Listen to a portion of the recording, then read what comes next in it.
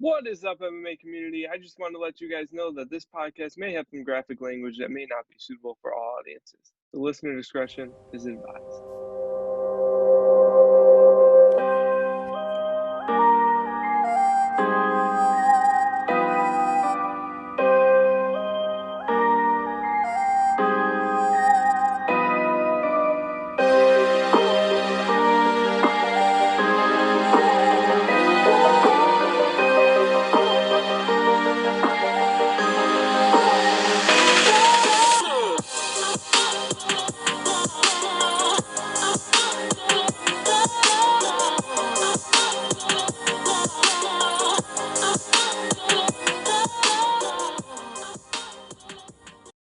Welcome to episode 17 of the BP and Mean Gene MMA show. As always, I'm BP, and joining me is Mean Gene. How's it going, Mean Gene? Going good. Excited to talk about all this news. Yeah, it's a crazy day today and past few days. So we're coming fresh off of UFC 252.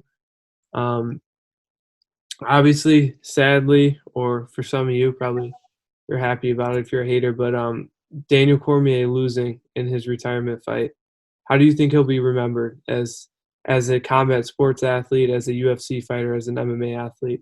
What do you think his legacy is? I think he's going to go down as one of the greatest MMA fighters of all time. I don't know where you would put him. I'd have to go back and look at the resume maybe, but like top 15, I would say off the top of my head right now. And heavyweights. He's one of the better heavyweights. I feel like he's a top 15. But when it comes to heavyweights, I feel like his legacy is more in the sense of he's one of the best fighters of all time. But in the heavyweight division, I don't know about putting him as like one of the best heavyweights of all time, especially after losing to Stipe twice. And he just doesn't have that big of or that long of a resume in the heavyweight division. So it's tough to call him that. I think if he would have beaten Stipe, I think that would have solidified him like truly as one of the best MMA fighters of all time. Like, top 10, top 5 type of top 5 probably. But after this loss, I just say top 15. But yeah, obviously very good heavyweight. One of the better heavyweights. I'm sure he's in the top 10 for heavyweights. But I think it's more about him as a fighter, capturing gold at 2 different weight classes. Obviously Strikeforce too, that run is huge. And then the cherry on top is just what he's doing outside the cage. I mean, he's incredible analyst and broadcaster, whatever you want to deem him. So yeah, it's sad. I would have liked to see him right off into the sunset, but man, Stipe is legit. Now Stipe, well, I'll just leave it there if you want to. Yeah, I'll go on. Tell me about DC. What's your thought?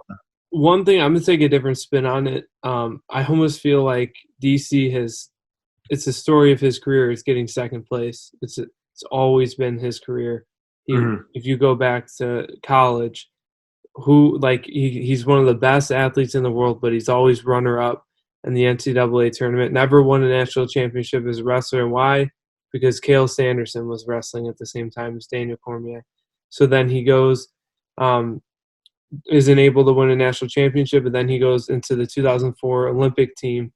I'm not 100% sure, but I believe he was a reserve that year. And then 2008 was supposed to be his year. He was supposed to be a freaking animal in 2008. But then he has weight cutting issues and he's hospitalized, so he can't participate in the Olympics. Then he goes out, gets all the way up to being ready for a title shot at heavyweight in the UFC. But guess who's there? His best friend. So he moves down, pulls together a few at light heavyweight, and then boom, Daniel Cormier might be the next champion. But who's there? Well, the best in the world, Jon Jones. Then he goes up to heavyweight. He beats Stipe. And then now, 2 in a row, Stipe's just the better fighter. Second place again for Daniel Cormier in a horrible way, but a poetic way to end his career is getting second place for one last time. So yeah, and he just, man, in that fight, if we're going to talk about the actual fight, it was just sad to see him once again not utilize that wrestling, especially after the first fight, or pardon me, the second fight, where he didn't utilize his wrestling, but he was having a lot more success on the feet. And then coming into this fight and the build up to this thing, he just kept mentioning wrestling, wrestling, wrestling. Brought Corey Anderson in. Kane was helping him again train, and it looked like he was taking this serious. And I think he did take it serious, but when it comes to the wrestling, I don't know what happened with him. I don't know if he just got caught up in the striking battle with Stipe. I mean, he was hitting Stipe as he has in all three of the fights, but it was just weird that he didn't utilize that wrestling, because I would have liked to see him, just try to, especially with his eye, when he had his eye fucked up after the third. I just thought you'd see him try to grapple a little bit more, maybe ground and pound. So that's what sucked about the fight for me. I was rooting for DC, obviously bet a lot of money on DC as well, or a decent amount of money, whatever. And that's the one thing that just left a sour taste in my mouth, was he didn't go after wrestling. So I felt like he still had things in his tool bag. He didn't. I felt like he didn't dump out the tool bag. I just felt like, dude, I just want to see what you would look like if you wrestled against Stipe, and actually truly wrestled. I know Stipe stuffed a few takedowns. He's tough to take down and hold down. I'm not saying that he didn't wrestle at all, but it was just, I want to see him be more relentless with the wrestling. So I agree. Yeah, I think in a lot of ways, Stipe is that Jon Jones to DC, where he's got super competent wrestling defense and really good striking. So it's really hard for DC to go out there and take him down, just like it was for Jon Jones, because he's way taller. So yeah, I agree with you. I wish we would have seen more wrestling out of DC. And for me, the biggest thing is that, like I had said beforehand, I knew it would go the distance. It almost didn't, but I really did think it was going to go the distance. And we saw Stipe landed the body shot. That was something he knew would be there at certain points. And Daniel Cormier landed the exit clinch punch. It was a perfect trilogy, because both ways that were finished in the first fight rocked the other opponent at one point in the fight. Mm-hmm. So, it was sad to see. I think DC, his chin was pretty suspect to me. I think Stipe could have finished the fight if he rushed DC a lot. In that second round. And you saw, I think it was the third round, where DC backed up because he thought Stipe was rushing him, and he was like, he doesn't have very good he's not able to keep himself from getting knocked out. Once he's getting rushed, it's just put my hand up and hope I don't get hit. But Stipe has way too long of arms for DC to just put the hand up and not get hit. Yeah, man, 100%. I agree with that. His defense, when he's trying to stop a barrage, or multiple punches, and the fighter coming forward, it's like he has horrible defense. He did it with Jon Jones. He even did it with Gus too. I remember in the Gustafsson fight too, where he just kind of ducks his head and he doesn't really cover up or anything. He doesn't take a move. Just throw a jab out there and just get the fuck out of the pocket. It definitely makes me think if Ngannou was his last fight, it would not have gone well. No, it wouldn't have. I believe 100% in Ngannou, and we can get into that in a little bit. But yeah, we'll go right into it about Stipe's next fight. So we just talked about DC. Now we got Stipe. Shit, he seems like he's all here. He's all here. He's here to say. He did say he does want to go home and talk to his family before he makes any other decisions. So my initial prediction is that that Stipe goes home and decides he's going to take some time off. Who knows? And then in that case, it'll be Jon Jones versus Ngannou for the interim belt. I would love to see that. If not, Stipe comes back. It's going to be Ngannou. We heard it out of Dana White's mouth. Thank God, because I don't know what I would have done. More importantly, what Ngannou would have done if they don't give him that title shot next. Yeah, so now we got Ngannou coming out. Who do you got in that fight? You got Ngannou beating Stipe? Yeah, I do. Yeah, I think he's improved, man. And the thing that sucks is we haven't seen the last 4 fights because he's knocking guys out. But I was definitely impressed with what he did against, even though it's a comeback fight for Cain Velasquez and he's old. whatever. But he was trying to get takedowns, and Ngannou was stopping him. I just think his takedown defense is better, and that's the thing. His coaches say it. I can just. It's weird to say, I believe the guy based off of his words. I mean, fighters say shit all the time. Like DC, for example, saying I'm going to wrestle. I don't care if, smaller cage. It's great for my wrestling, and then he didn't fucking wrestle. So, but no, I believe in Ngannou from what I've seen when there is a takedown attempt, even though it's few and far between. He's stuffing them recently, and then the power is just ridiculous. He literally just has to touch you one time. I know Derek Lewis has similar knockout power, but it's not like Ngannou. It's just not. And I really feel like with Stipe, man, he catches him one time, and he caught him a couple times in their first fight. But that now we're however many fights since that one. Stipe's been knocked out. He's been rocked a bunch of times, so. You could tell his chin's getting a little bit suspect, and Ngannou's not. You don't want to go into a Ngannou fight with that type of chin. So, but Stipe looked great. I mean, just in that fight, he looked incredible. He looked in shape. Yeah, man. I mean, he's legit. He is. He's legitimately the greatest UFC heavyweight of all time, and up for debate against Fedor is the greatest of all time. Yep. There's no question about it. I mean, the guy's legit, so it's hard to pick against him, but. Yeah, man, from what I've seen from Ngannou, I believe in what his coaches are saying, what he's saying with his improvement. And here's the other thing, too. I don't even know why I'm even saying about the wrestling, because Steve is not going to attempt to really take him down, I don't think. He did in the first fight because it was easy. I just feel like this time when he's going in for takedowns and shit like that, he's going to, Ngannou's going to make him pay for going for takedowns. So I got Ngannou, man. I think he's a future champ. I think he's going to reign as champ for a while, like legitimately. Yeah, so. I completely agree. I think Ngannou. I think what I truly think will happen is that Stipe will take that Ngannou rematch, and then Ngannou's going to come in and he's going to get that knockout. No one has survived over one round with him in his last 5 fights. If you add up the total of all of his last 5 fights, it's still under 5 minutes. I mean, that is insane. Yeah, it's crazy. That's insane. Against the top heavyweights in the world. It's not even it might have been his last 3 fights. Regardless, just a statistic off the top of my head. But I agree with you. And what really gets me excited is that nothing will get Jon Jones more motivated than a fight against the danger in Ngannou. Someone as dangerous as Ngannou. He's never fought anyone that he's fought.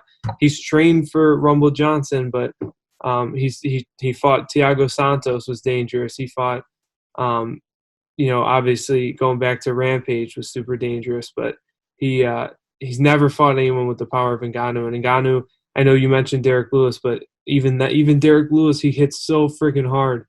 No, Ngannou can knock out an elephant. The dude he has the highest recorded punch power in all of UFC history. So I can just.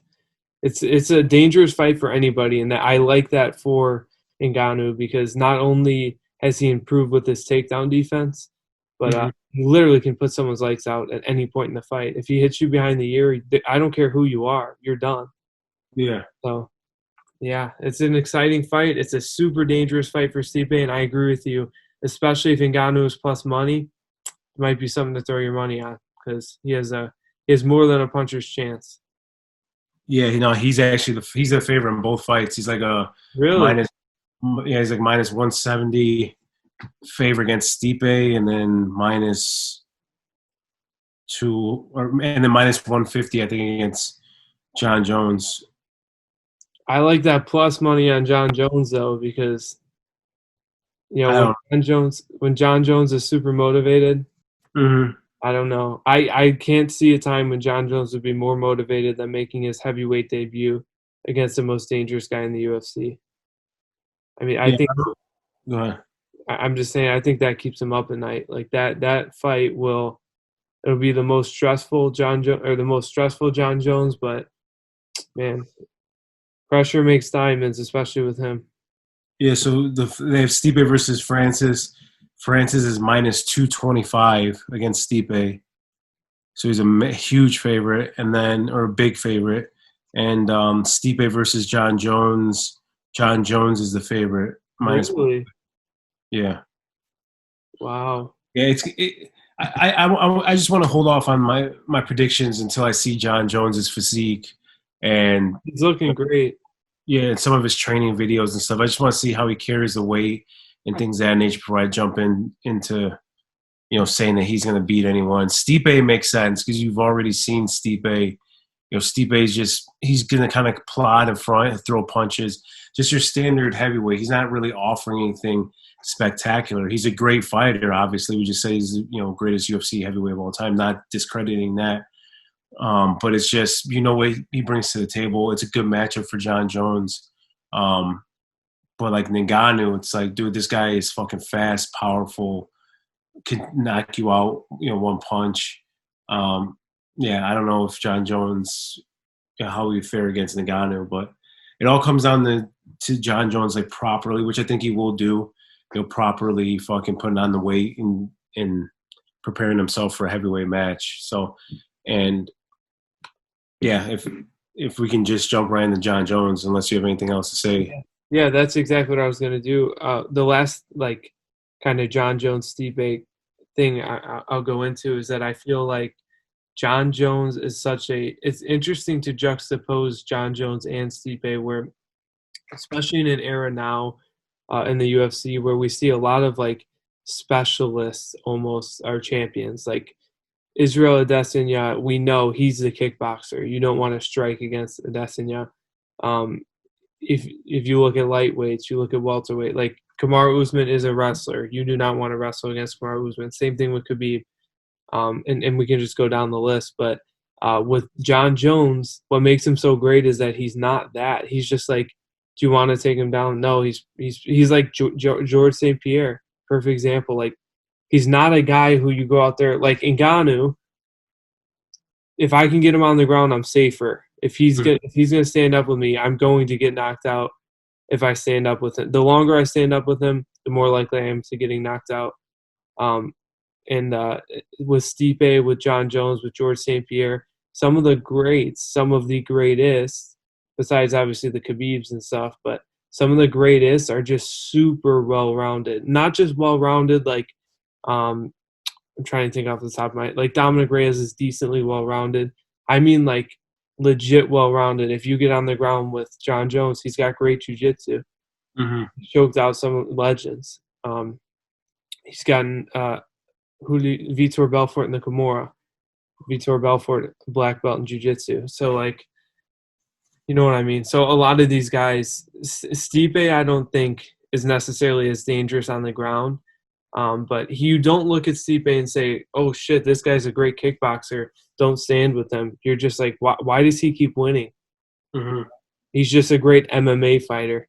So it's interesting to juxtapose the two. But we can go ahead and jump right into Jon Jones, moving up to heavyweight. What do you think is next? He relinquishes the light heavyweight title. Mm-hmm. Yeah. So first off, obviously, a preface is we're both huge Jon Jones fans. My favorite fighter, your favorite fighter, I believe. So, from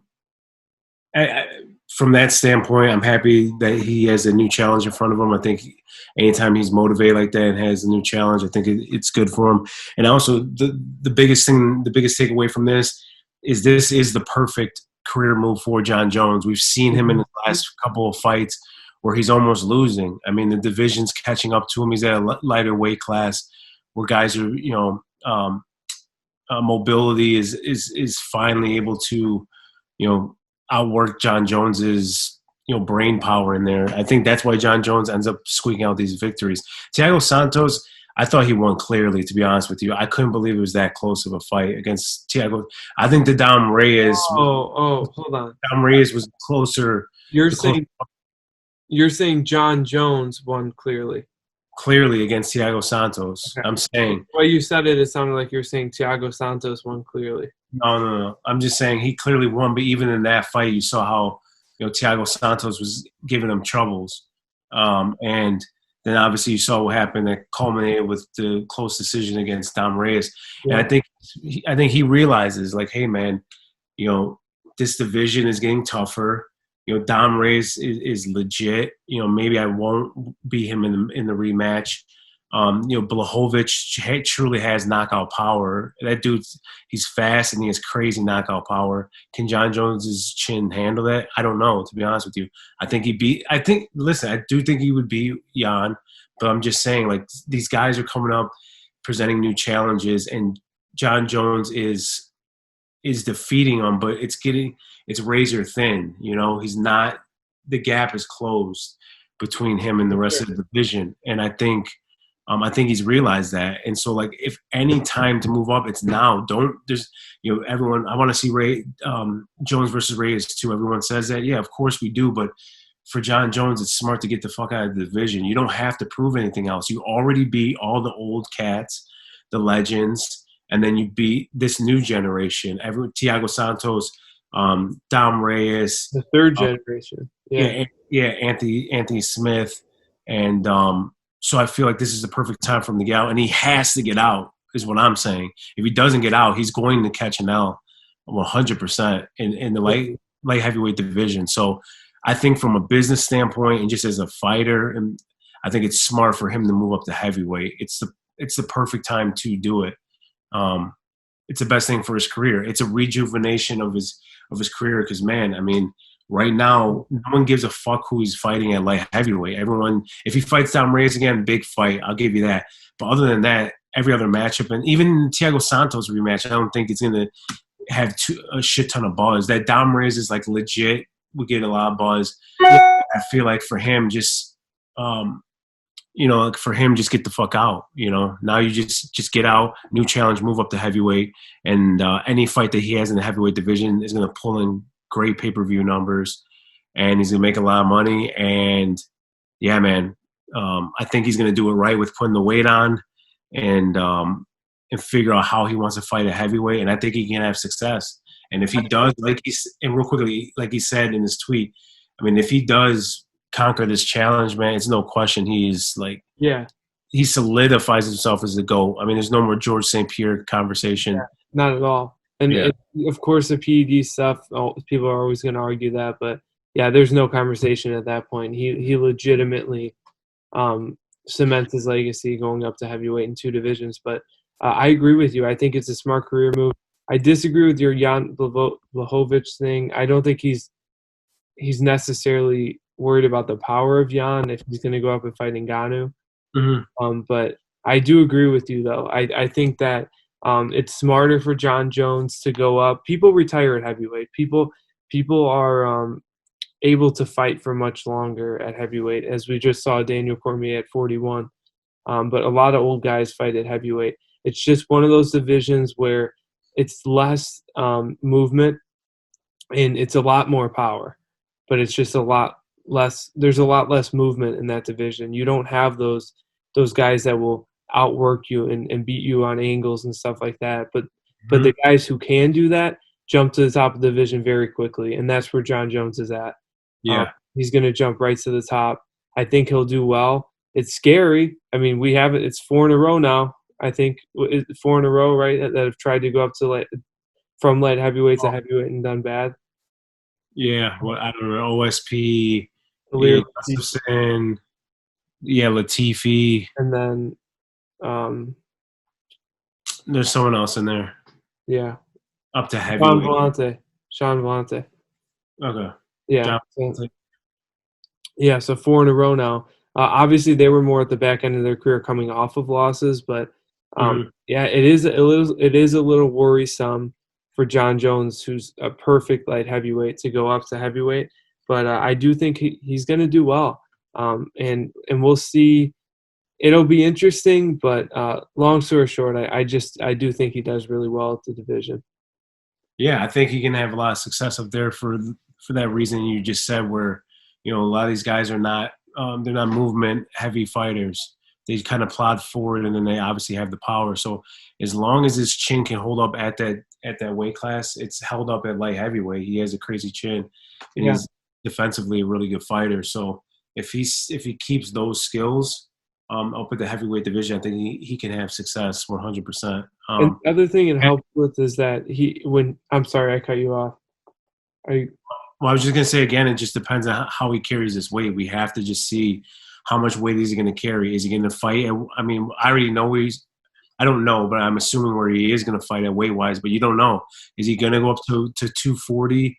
Is that what he wants to weigh in at? Or is he going to be more at, where these guys were this past weekend at like Yeah, a he's going to be there, I think. 230, which I assume he'd probably be around that, like a 225 to 235. But you never know. I mean, maybe he feels whatever. Maybe his regimen gets him up to 245 or some crazy shit. I don't fucking know. And maybe he's a totally different fighter. He doesn't have as much movement, So we just really got to see how he looks in his training videos, sparring videos, how he just looks physically with the weight on him. But I definitely think he can have a lot of success at heavyweight. And then for me, I know I keep saying it, but for me, what it is for him is it rejuvenates his career. He's widely known. Yeah, that's what I was just going to touch on. Yeah, he's widely considered, the greatest fighter of all time. It's either him or GSP, and then Anderson Silva gets thrown in there a little bit too. But it's those three, and I think it's pretty clear that it's Jon Jones or bust. I mean, GSP at least has an argument. But now this move up to heavyweight, man, it's like when you're pulling in 500K pay-per-views, 400K pay-per-views, things of that nature, he's going to shatter that shit now. Like he's legit going to be up there consistently getting, over 500K pay-per-view buys. Clearly, and this is what's huge. And then this is going to make him – he's already a fan favorite or whatever. He's notorious in the eyes of the fans. People know about him, whether they love him or hate him. But what I'm saying is, like, now moving up to heavyweight, I think he's going to get a lot more fans. The people that are riding with him and intrigued to see how he does at heavyweight. And yeah, man, I'm happy about that for him. I feel like he's gonna be a superstar now. I think he's gonna truly be a superstar where he can be on the level. He's not gonna be on the level of Conor and the George Masvidal right now, but he wins. Yeah, as long as he wins, I think he can get to that superstar level. Yeah. In general, I just think I agree with you. I think it totally rejuvenates his career. It gives him that sense of there's actually fights at heavyweight. There's not many fights left at light heavyweight, and the risk is way higher than the reward at light heavyweight. The only big fight he can take is Dom Reyes or Thiago Santos. But if he fights Jan Blachowicz, he's back down to 300,000, 400,000 pay-per-view buys. Yeah. But he goes up to heavyweight, he gets a lot of pay-per-view buys no matter what. So I agree with you, and it's a great way to close your career. And like you're saying about the legacy, the big thing that everyone says when they argue, oh, GSP was better because he conquered middleweight. He also went back and beat Michael Bisping and won that middleweight title. Well, if Jon Jones can conquer heavyweight, I think that's a much harder task, especially against a champion like Stipe. Like Michael Bisping, if George St. Pierre didn't go back and fight Anderson Silva in his prime to win that title, he fought Michael Bisping. Yeah, I mean, and just throw this in at the top too. I mean, GSP moved up to middleweight, won the title, and walked away. Like, I don't foresee Jon Jones isn't moving up to win a title and walk away. Like, this is his second career for him. Exactly. Yeah. So, I feel like he's going to be a heavyweight for at least a few years. And I think that's going to ultimately, help him surpass. There's no surpassing. I just think it's because of what he's done outside of the cage that people don't like him. I mean, let's just be honest. Yeah. And then the failed drug test, whether you believe what the science and all the doctors say about it, that it didn't help him, that it literally was a tainted supplement, things of that nature, the dick pill. But people just love to hate, and that's the society we live in today. So at the end of it's just water off a duck's back in that sense. You have to, if you're a Jon Jones fan and you believe that he's the greatest, you just gotta let that shit roll off your back. Like, I don't even entertain those conversations because everyone's getting popped for drugs or doing some crazy shit. Jon Jones is no different. He's no saint. How many times do we have to see these athletes, musicians, actors, actresses, fucking get in trouble and do this crazy shit? And they're still, the best at their profession / a lot of times they even come back stronger from it, And I think he's rebuilding that fan base because of his, we see with the CARE project and all that stuff. He's been really adamant about that. And I mean, the past, since he got arrested, all we've seen are good things from Jon Jones. So we'll see. Yeah. Yeah, yeah. So that's what really excites me out of all. I mean, obviously, I want him to win the title, things of that nature. But what really excites me right now is I just want to see how big of a star he truly can be now. Because I think he's going to gain fans. I think people are going to respect the fact that he was the fucking greatest light heavyweight of all time. Gives up his title, moves up to heavyweight to fight these killers. I think people are like, yeah, man, that's fucking good for you. You know, you're taking on a new challenge. You're trying to rehabilitate your image. You know, with this whatever the fuck it's called, CARES project, and yeah, man, that's what I'm really excited about. Just to see him get the crazy pay per view buys and get the money and get the fame Me that I've too. always felt like he was due. So I agree. He is. I mean, he truly is the greatest. So hopefully he can get paid as such. So it, let's talk about the co-main event. Sean O'Malley, another guy, PED infraction, took him out for 2 years of his career, I believe. Sean O'Malley had clearly got injured. My big thing on the co-main event is I like Chito Vera a lot. I don't think and it's not his fault, but I didn't see anything in that fight. Pretty much Sean O'Malley was doing great with leg kicks, and it looked like he had complete control of the fight. And then he fucked up his foot, whatever he did to it. I don't know. I'm assuming he tore something. And then I think it was a pre-existing injury as well. but you see well, keep going. I'll let you finish. But as soon as that happened, then it's I don't know. Chito Vera didn't really. He didn't impress me to the fact. I didn't go leave that fight thinking, "Oh, Chito Vera is a better fighter than Sean O'Malley." I Mhm. just left that fight thinking, "Okay, Sean O'Malley won the fight until he got an injury that he couldn't control." So I don't know. I think Chito Vera's stock didn't necessarily rise as much, but it's a great name to have on his resume. And hopefully he gets really into the top 15 next. And as far as O'Malley, I hope he just recovers from this injury and goes right back to the spot, kind of the same spot they had him in before. I think he will. I think the UFC is not going. He's not going to drop down because of what you just said. I mean, he was winning. He was winning that first round. He was looking good in the first round. But that's where I don't know if you saw the video, but yeah, Cheeto finish. Cheeto kicked him in that spot. That's what caused the issue. And it's happened with Chandler. Happened with DJ against or not DJ with Cejudo against DJ with that Yeah, calf kick and then the leg, whatever happens with the nerve in it, where you don't get the feeling. Now, a lot of Chandler lost the fight. Cejudo was able to fight through it and end up beating Demetrius, and the rest is history. But no, that's what happened with Cheeto. Cheeto hit him right in the back of the calf. Yeah, and then O'Malley switched stances. Started kind of bouncing back and forth, and then lost feeling in that foot. So it's 100% a legit victory by Cheeto. Cheeto did it. It was Cheeto, that kick to the leg is what caused it. But again, O'Malley was looking good up until that point. And even after he got kicked, you could see he was still striking with the guy. Cheeto's a very good. I like Cheeto a lot. Like his personality, I like him as a fighter. I think he's legit in that division. And he should move on. And he should move on. I don't feel like there has to be a rematch unless Cheeto wins a few and yeah, Sean O'Malley wins a few. But at the end of the he's at day, the top.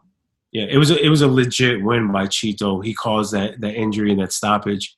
But as for O'Malley though, yeah, I don't feel like he loses. There's just, I mean, listen, man, motherfuckers are haters. I mean, that's just what it is. They don't like these people that get this fucking shine and they're going to be the next big thing. People want to see these guys lose and fall off their fucking pedestal. I'm not one of those people personally.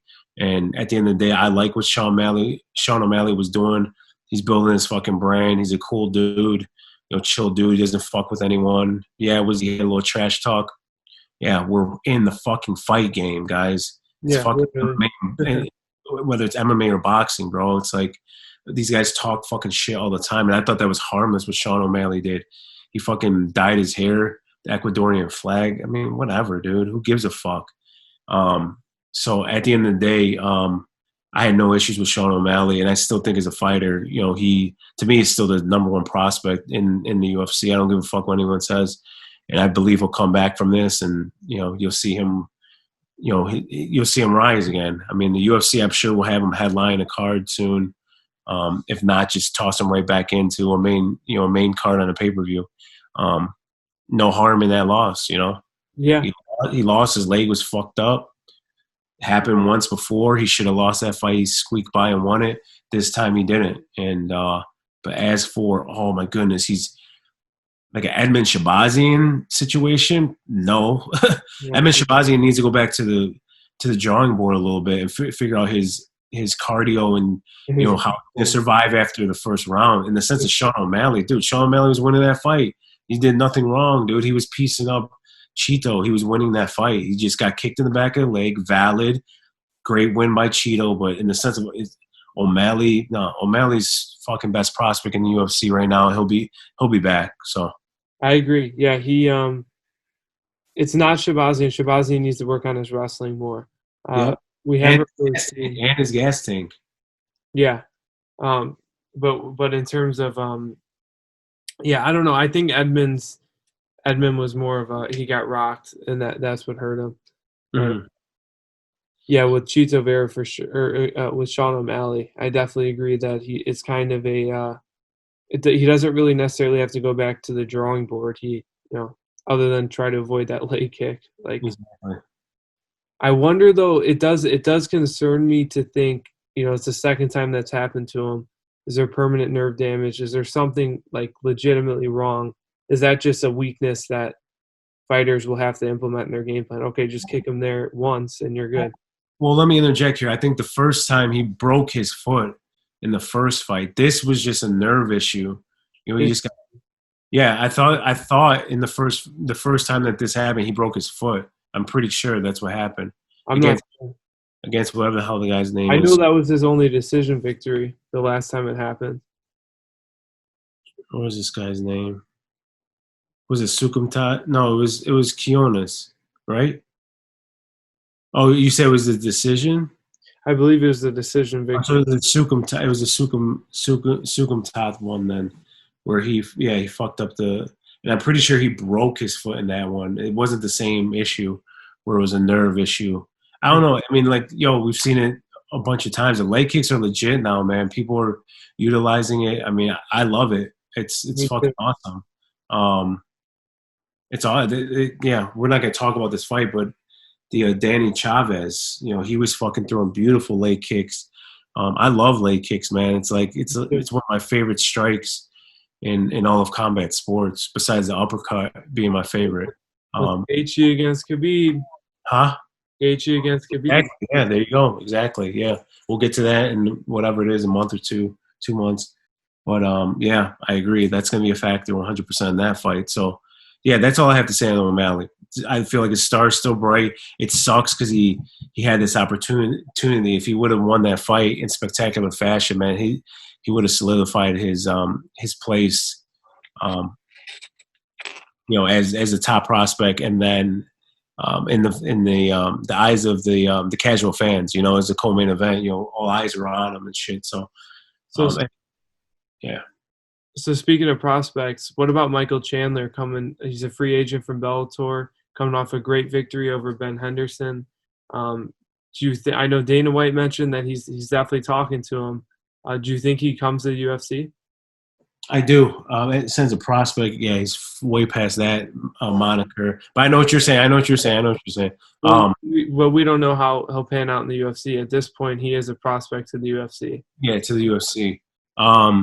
Yeah, I do think he'll end up coming over. I think the UFC will offer him a solid deal. I do believe Dana when he says, this kid has earned it. I think they like his personality too, as well. I think that's a big thing. Like the guy he's a game fighter. He's always gonna bring it. He's professional as fuck. He's great in front of the mic.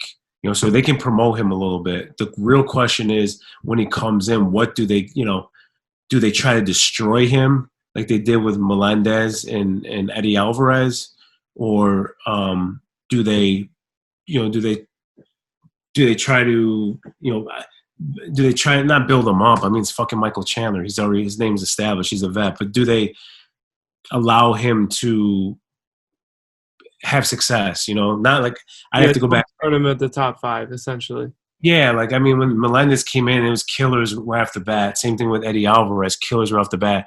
Sometimes I feel like they do that shit just to prove, like, hey, man, we're the best organization, UFC. These guys are the best in these other organizations. They come over and get fed to the wolves, and they even did it with Justin Gaethje too. I was gonna say that's what I was just about to say. I think they would treat it like a Justin Gaethje situation, sink or swim.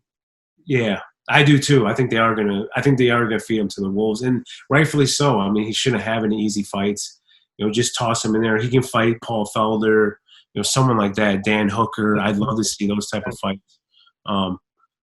In the sense of what he will do, it remains to be seen. I don't know. I think he's talented enough to at least get to the top 5, maybe top 3 in the sense of winning a title. I don't know. I just think there's a lot of fun fights. I'd love to see him, against Justin Gaethje, Dan Hooker, guys that are going to bring it because he brings it. So yeah, I think he can beat a lot of those guys as well. But obviously, Khabib, no, he stands no chance against Khabib. And I don't know about Gaethje. I think it'd be a fun fight. But yeah, man, that division's killers. It is. Yeah, it's the toughest division in the UFC. So Dariush is fucking like ranked number 15 or 13, whatever the fuck he is. I think he moved up now, but yeah, exactly. That tells you a lot right there. Yeah, crazy spinning back fist knockout he had. The only thing left that I would talk about is there's Rosenstrike's knockout over Junior Dos Santos. That looked really good. I expected that. I expected Rosenstrike to knock him out. What do you think is next for him? Obviously, he had that loss to Ngannou. But other than that, and that's another fight, he didn't lose necessarily much. He didn't lose much stock when he lost to Ngannou. Yeah. It was more like, okay, that fight just ended right just as quickly as it started. Mm-hmm. Well, real quick, and on that point, I would just like to say, in that division in general, you can lose a fight. Like heavyweight, you're always, these guys can alternate win loss type of shit, and still be at the top. So look at Curtis Blades. He's had two losses to Ngannou, and he's second in line for a title shot. Yeah, exactly. Yeah, it doesn't take a lot to get back there. So Rosenstrike, is still there. To me, he's top 5. What do they have him on the ranking? He was number 6, but he hasn't moved up yet. Okay, yeah, because they come out tomorrow. So yeah, I mean he should be in the 100%. He'll be in the top 5 because Dos Santos is number 5 right now. So he'll definitely take his spot. But yeah, the fight that I would love to see now, whether it works out, I have to look at the other schedules, but I want to see Rosenstrike versus Derek Lewis, man. That's what I want to see. Derek Lewis he's going to be higher ranked. And Rosenstrike versus Derek Lewis, you're going to get a fun fight. It's going to be standing up on the feet. It just helps. I guess the other reason why I want that fight too is because I feel like between Derek Lewis and Rosenstrike, especially with Derek Lewis, can he really compete for a title? Yeah, he's gotten better. The knee surgery, you saw him in the last fight. I was actually impressed with him. Like, yes, he got taken down, but he was doing a lot of the takedowns and shit. And he just seems to be getting better, more well-rounded fighter now. Yeah, for sure. After his loss to DC, he's more well-rounded, and a lot of that is just, man, he got the knee surgery and his back is better. I mean, it's hard to fight with a fucking bad back, and especially when as bad of a back that he had, where he was getting cortisone shots like the week before the fucking fight and shit. So, I just want to see that matchup. I feel like it's a perfect matchup. You can headline a fight night with that. That can be a co-main event, and it's gonna be great. I feel like it's gonna be spectacular. But obviously, if you're trying to move the heavyweight division along quicker, which you're not trying to do now, you're about to steal. Go ahead. But then it's I already know what you're gonna say. Yeah, I was just gonna say. Yeah, I disagree. I think Curtis Blades versus Derek Lewis is the fight to make, and then Sakai gets Rosenstrike. If Sakai beats Alistair Overeem, he gets Rosenstrike. with that fight coming up in September. So, but yeah, I definitely agree with the fact that it would be a fun fight. I'd love to see Rosenstrike Lewis. I'm sure we will see it at one point. I just think Blades and Lewis is a perfect fight for both of them. As you know, obviously Blades has struggled against the power puncher. When you look at Ngannou, his losses to Ngannou, and Derek Lewis has struggled against the wrestlers. As you look at his loss against Daniel Cormier, so it's a great way for both of them to be tested as they move up into contendership. So, I'm fine with that too. I just, I feel like if it's Lewis versus Blades, you kind of know the way that fight's gonna go. Blades is just gonna fucking take him down, ground and pound him, unless Lewis gets that much better, and in the next few months or whatever it is. But Blades is just relentless, man. yeah. Takedowns. I mean, he's one of the best wrestlers in the UFC, 100%. So that's the only reason why because I feel like you already know which way the fight's gonna go. But in the sense of matchmaking, what's right, that is the matchup to make. It should be Derek Lewis versus Curtis Blades, because Blades is established as the number one contender behind Ngannou. He's number two, whatever you want to say. He's number two contender in that division. So you got to give him a fight. He won his last fight. Derek Lewis is set up. So I agree with that. That probably should go that way. But I'd like to personally just see Derek Lewis versus Rosenstrike, because I feel like matchup wise, it's going to be it'll be a great fight. Plus, you don't have to move the division along quickly, especially with Jon Jones. It's going to be Ngannou. Stipe is probably going to take time off. Then you have Ngannou versus Stipe, or if they get crazy and do an interim, which I don't think they're going to fucking do. But, you have Francis versus – he's not fighting Blades for the interim. I can guarantee you that. It'd probably be Derek Lewis. Again, Ngannou versus Derek Lewis maybe. But you don't need to move the division along quickly is what I'm trying to get at. It's not like you need, so you could do Lewis versus Rosenstrike and then just have Blades stand the sideline. But I like your version better, because Sakai versus Overeem is a big fight, especially if Sakai wins. Boom, Sakai versus Rosenstrike is perfect. So yeah, and I wouldn't complain. I definitely wouldn't be complaining if Rosenstrike fights Derek Lewis. My only concern is not having Blades fight anyone. You need to keep him active right now. So, because I don't know who else he fights, because they're not going to do a trilogy with Ngannou when he's lost twice, unless it's undeniable for him to fight for the title. So, yeah. Other than that, is there anything you had that you wanted to discuss coming in? Well, I mean, just all the bookings. Obviously, these Zombie versus Ortega is a big fight coming up. I'm glad that's booked. I feel like the winner of that is going to end up fighting for the next title, or fight Volkov next, or Volkanovski, I should say, not Volkov. Volkanovski next. Yair and Zabit look like they're just going to reschedule that for October, I think, or November. So I'm happy about that. The one that I really liked, it was Oliveira. It looks like they have Oliveira fighting. I want to say it's the Russian dude. I don't know if it's Khabib's teammate. But I'm very happy about that. Hey, let me see. Oliveira. Oh, no, fighting Benil Dariush. That's who's. Shit. Oh, hell yeah. Okay, awesome. Yeah, I didn't even hear about that fight.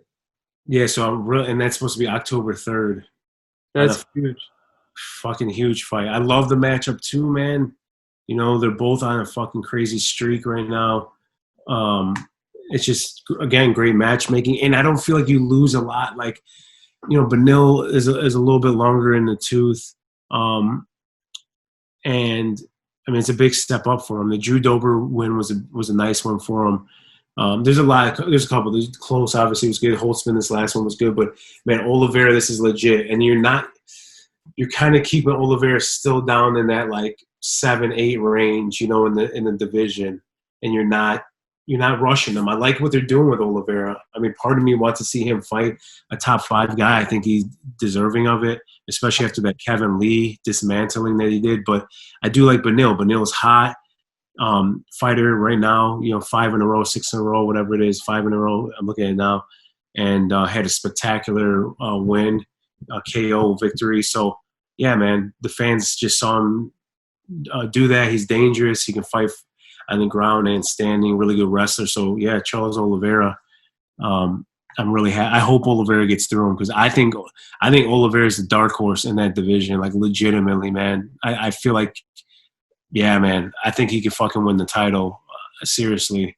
That's why I want to see like Kevin Lee, huge win.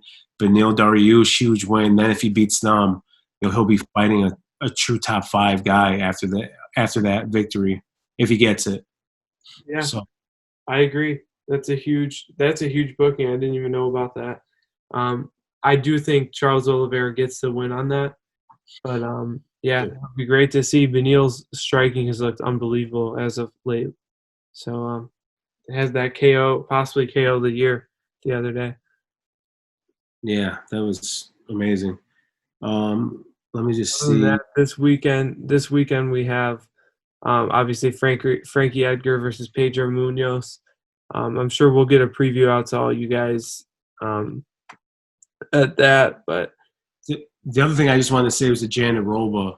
That victory yeah, in the strawweight division was good. Just another potential contender in that division. She should be ranked after this. She was. I don't think she was ranked going into this fight. So, but yeah, man, like another. It was a great victory. I liked it. I know it's Felice Herring, whatever, but Felice Herring was number 15. So this chick should end up jumping up and getting number 15 spot. So just I was impressed by that, and I'm interested to see how she does in that division. Let me see. Yeah, that women's strawweight. I mean, they have some killers in that division, and a lot coming up too. Yeah, I mean, Rebus is ranked 12 right now. I know, insane. Angela Hill's been on a recent. She's starting to look good recently. Yep. Yeah. She's got a fight booked too. I forget who she's fighting. Yeah, she's fighting Carla. No, not Carla. Michelle Watterson, I think, next. Okay. I believe is the next fight, but I thought she already fought her. Michelle Watterson? No, she fought Claudia. Yeah, Claudia Gadelia, and then they were both like super close fights. Carla Esparza beat Watterson, and then Gadelia beat Hill, but they were both fights were like controversial decisions. So the losers are fighting each other. Yeah.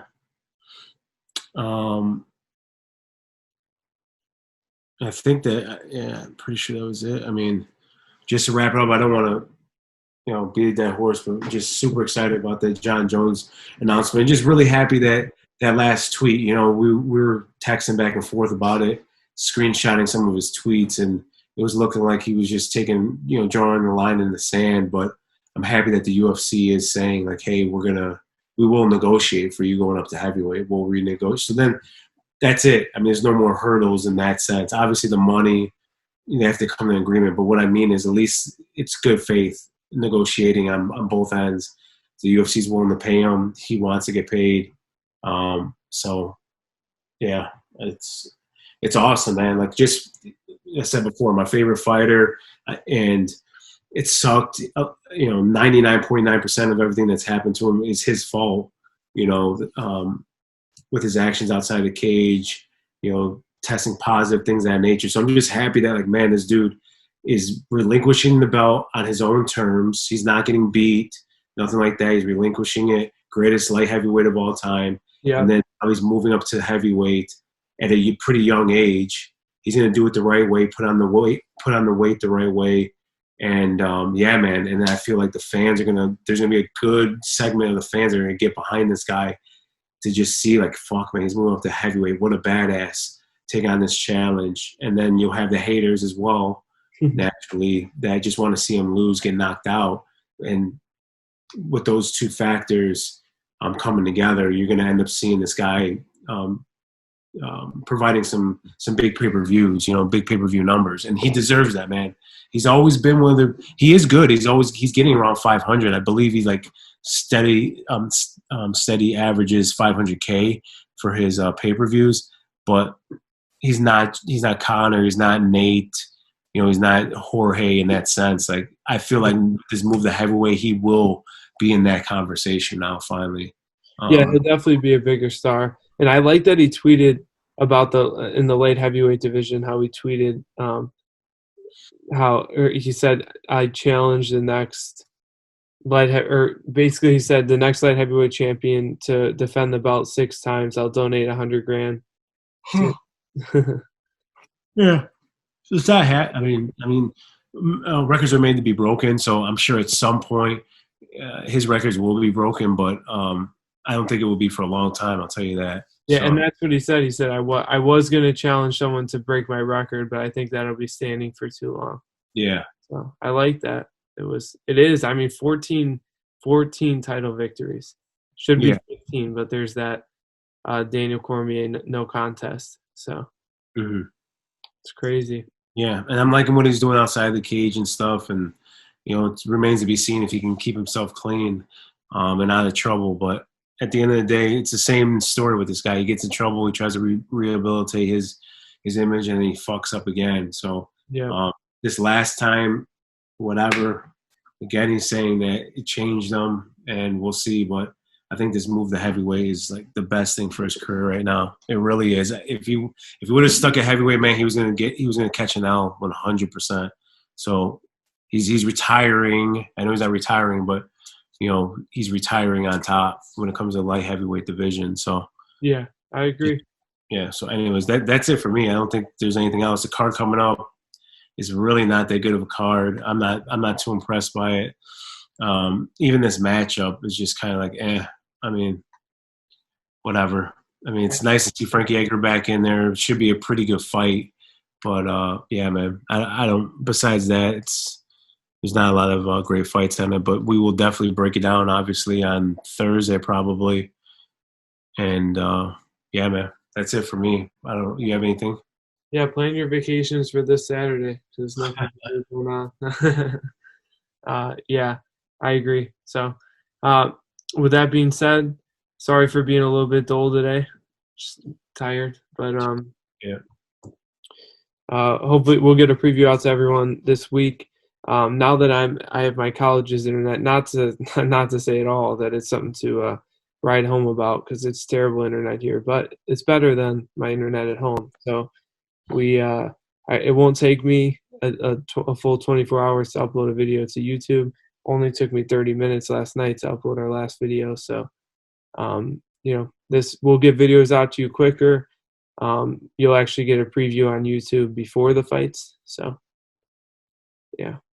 With that being said, thank you to all of our sponsors. Thank you to Ty for doing the artwork, Tyrell Brown, at least doing the faces behind me. But thank you to Jacob for doing this full logo, redesigning our logo. I love it. Jacob from All Access MMA. Yes, go look at him on All Access MMA. And for Ty, who drew our original faces and did the logo that you'll see after my face on this, for the what's it called? The thumbnail. Yeah, the thumbnail, the episode, exactly. That was made by Tyrell Brown, and that you can go follow him at Cloud City Cartel on Instagram. And thank you to Alex Weishar for creating the music you'll hear after and before you heard my voice on this video. You can go follow him at Alohi on SoundCloud. Go subscribe to the French Faction on YouTube. Funny group of guys. You're already on YouTube right now, so why don't you flip right over, give them a like and subscribe. And why don't you guys like and subscribe to our channel too while you're at it, because we need some more subscribers. Other than that, thank you to Aloha. I'm way too damn tired for this. Anchor. Thank you to Anchor for being the platform that our podcast is on. Anchor.fm. Go there if you need to make a podcast, and they'll do all the hard work for you. They'll give you the RSS feed.